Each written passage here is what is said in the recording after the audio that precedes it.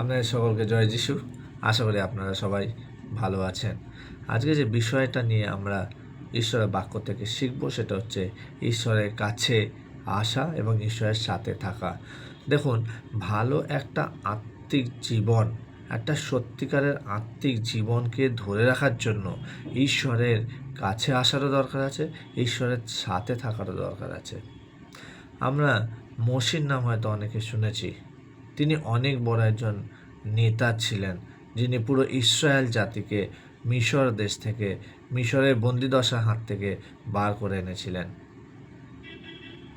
যখন তিনি তার আগে একটি পাহাড়ে যখন তিনি তার মেষপালদের চড়াচ্ছিলেন, তখন তিনি দেখতে পান দূরে একটি জংলি গাছ জ্বলছে কিন্তু পুড়ে শেষ হয়ে যাচ্ছে না, এবং সেখানে যখন সে তার কাছে আসছে এবং সে বুঝতে পারে যে সেখানে ঈশ্বর স্বয়ং নেমে এসেছেন মোশিকে নিজের সেবা কার্যের জন্য বা সে ইসরায়েল লোকেদের ছাড়িয়ে আনার জন্য ডাকার জন্য ঈশ্বর স্বয়ং সেখানে নেমে এসেছেন। এবং সেইখানে ঈশ্বরের কাছে মোশি যাচ্ছেন এবং সেখানে মোশির সাথে ঈশ্বরের কথাবার্তা হচ্ছে এবং ঈশ্বর তাকে বিভিন্ন শক্তি দিচ্ছেন, তাকে বিভিন্ন চিহ্ন কার্যের কথা বলছেন এবং তাকে নিজের পরিচয় দিচ্ছেন, এবং সে যে পরিচয়টা নিয়ে সে যাবে সে মিশর দেশের রাজার কাছে এবং বলবে ইসরায়েলকে ছেড়ে দেওয়ার জন্য, যে ইসরায়েল জাতি বিগত বহু বছর ধরে তাদের বন্দিদশায় আছে। আর এইরকম সময় একটি ঘটনার মধ্য দিয়ে মোশি ঈশ্বরের কাছে আসেন এবং ঈশ্বরের সাথে তার একটা মুঠভেদ হয়।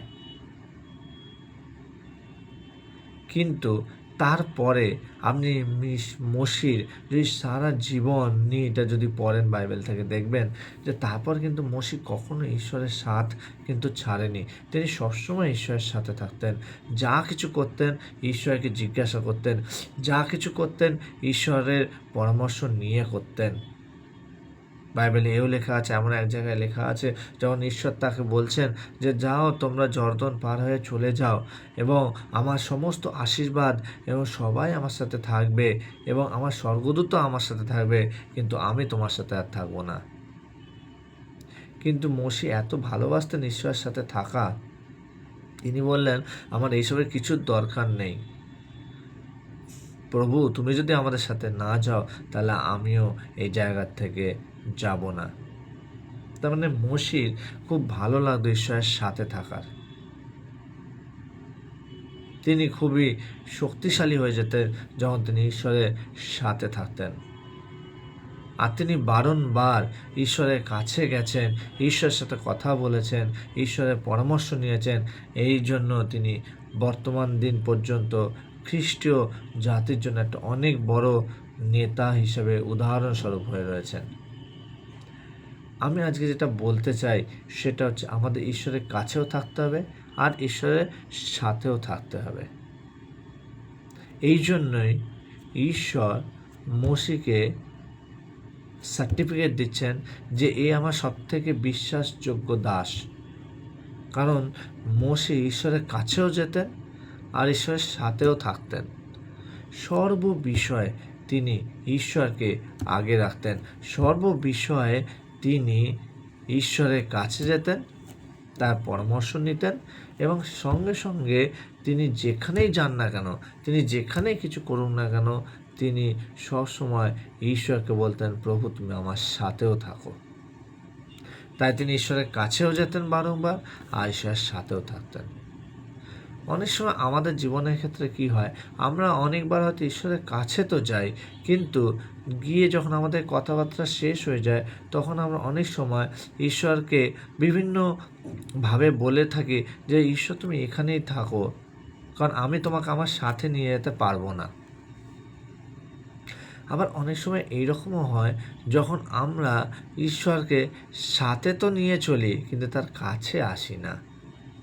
তার মানে নামমাত্র তাকে বলি যে তুমি আমার সাথে আছো, তুমি আমার সাথে আছো, কিন্তু কখনো তার কাছে আসি না এবং নিজেদেরকে সন্তুষ্ট করি যে না আমি ঈশ্বরের সাথে রয়েছি, ঈশ্বরের সাথে রয়েছি, কিন্তু তার কাছে গিয়ে যে তার দুটো কথা শুনবো বা তার পরামর্শ নেবো বা তার ইচ্ছা জানবো কোনো কিছু করার আগে, সেইটা আমরা করি না। আর যখন আমরা ঈশ্বরের সাথে থাকি, তখনই আমরা আমাদের জীবনে আমরা উন্নতিকে দেখতে পাই।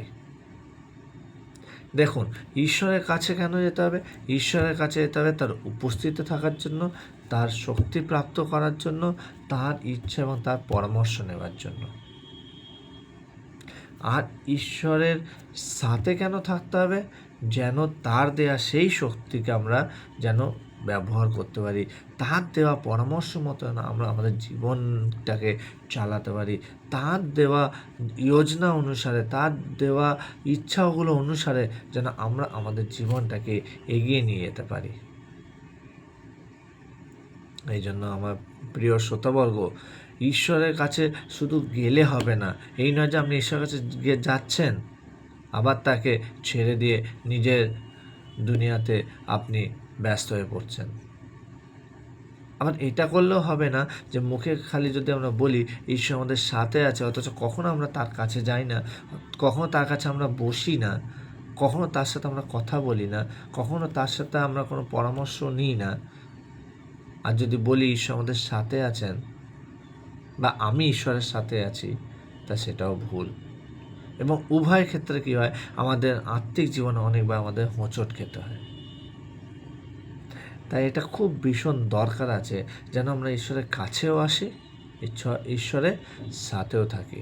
দেখুন, মোশি সেই যে যখন তাকে ডাকলো ঈশ্বর, তারপর সে যখন ঈশ্বরের কাছে গেল, তারপর থেকে সে কখনো কিন্তু ঈশ্বরকে ত্যাগ করেনি বা ঈশ্বরের সঙ্গকে কখনো ছাড়েনি।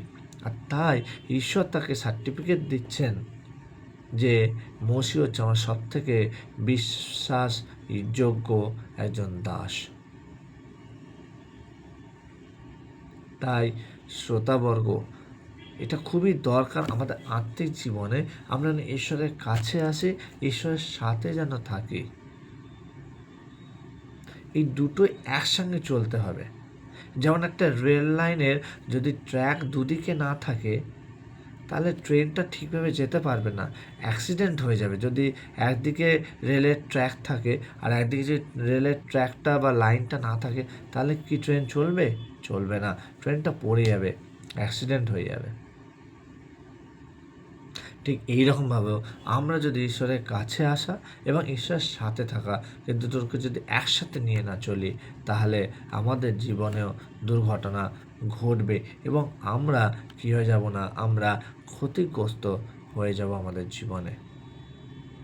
যেখানে ঈশ্বরের যত বড় বড় দাস হয়, শুধু মোশি না, আপনি পিতরকে নিয়ে নিন, আপনি পৌলের জীবন দেখুন, তারা বারবার ঈশ্বরের কাছে এসেছে জানার জন্য, প্রভু তোমার কি ইচ্ছা, তুমি কি চাও আমরা করি, তুমি তোমার শক্তি আমাদের দাও। তোমার কাছে এসেছে আমরা নতজানু হয়ে কথা বলার জন্য, পরামর্শ নেওয়ার জন্য, তোমার গাইডেন্স নেওয়ার জন্য। আর তার সাথে সাথে তারা সবসময় ঈশ্বরের সাথে থাকতেন, তারা সবসময় ঈশ্বরের সাথে থেকে সমস্ত সেবা কার্য করতেন। কারণ তারা জানতেন ঈশ্বর সাথে না থাকলে, যিশুর সাথে না থাকলে আমরা কিছুই করতে পারি না। বাক্যে এও লেখা আছে না, যে যদি কোনো শাখা তার মেন যে ডাল আছে সেখান থেকে যদি বিচ্ছিন্ন হয়ে যায়, তাহলে সে শুকিয়ে যায় এবং সে আর কোনো কাজের থাকে না, সে আর জীবিত থাকে না। আমার প্রিয় শ্রোতাবর্গ, আসুন, যদি আপনি চান যে আপনার আত্মিক জীবনে পরিবর্তন আসুক, তাহলে ঈশ্বরের কাছেও আসুন, ঈশ্বরের সাথেও আসুন। যখন একটা করলে হবে না, দুটোই ইম্পর্ট্যান্ট। দুটোই হচ্ছে সেই দুপাশে থাকা সেই রেলের লাইনের মতো, যার উপর দিয়ে আমাদের জীবনস্বরূপ এই রেলগাড়িটা যাবে। ভীষণ দরকার আছে। ঈশ্বরের কাছে থাকুন, তার পরামর্শ নিন, তার সাথে কথা বলুন, তার শক্তিকে নিজের জীবনে অর্জন করুন। তার সাথে সাথে সমস্ত পরিস্থিতিতে, বিশেষ করে যখন আপনি আনন্দ থাকবেন, যখন সুখে থাকবেন, যখন কোনো সমস্যায় থাকবেন না, তখন বিশেষ করে তার কে সাথে নিয়ে থাকবেন। কারণ দেখুন ইউজুয়ালি কী হয়, যখন আমরা দুঃখে থাকি, যখন আমরা কষ্টে থাকি, আমরা ঈশ্বরকে খুব মনে করি। কিন্তু যখনই আমাদের জীবনে সুখ চলে আসে, যখনই আমরা ভালো থাকি, তখন কী হয়, ঈশ্বরকে আর আমরা সাথে নিয়ে চলি না। তাই আমি বললাম, বিশেষ করে ভালো সময়গুলোতে ঈশ্বরের সাথে চলবেন, ঈশ্বরকে নিয়ে চলবেন, ঈশ্বরের সাথে এই জীবন পথে এগিয়ে যাবেন। আর বাক্যে লেখা আছে, দুইজনের মন যতক্ষণ না এক মনা হয়, ততক্ষণ দুজনে একসাথে যাত্রা করতে পারে না। তাই যদি আমরা সেই যিশুকে নিয়ে, সেই ঈশ্বরকে নিয়ে যদি আমরা এগোতে চাই, তাহলে তার কাছেও আসতে হবে, তার সাথেও থাকতে হবে, যেন আমাদের দুজনের মত, আমাদের দুজনের বিশ্বাস একে অপরের প্রতি, আমাদের দুজনের মধ্যে সেই সম্পর্কটা আরও যেন মজবুত হতে পারে। আর যখন আপনার মন ঈশ্বরের মনের সাথে মিলে যাবে, তখনই দুই বন্ধুর মতো আপনি এবং ঈশ্বর সাথে সাথে চলতে পারবেন। তখনই আমরা ঈশ্বরের সমস্ত পরিকল্পনাকে আমাদের জীবনে খুব ভালোভাবে বুঝতে পারবো এবং তার দ্বারা আমরা আশীর্বাদ প্রাপ্ত হব।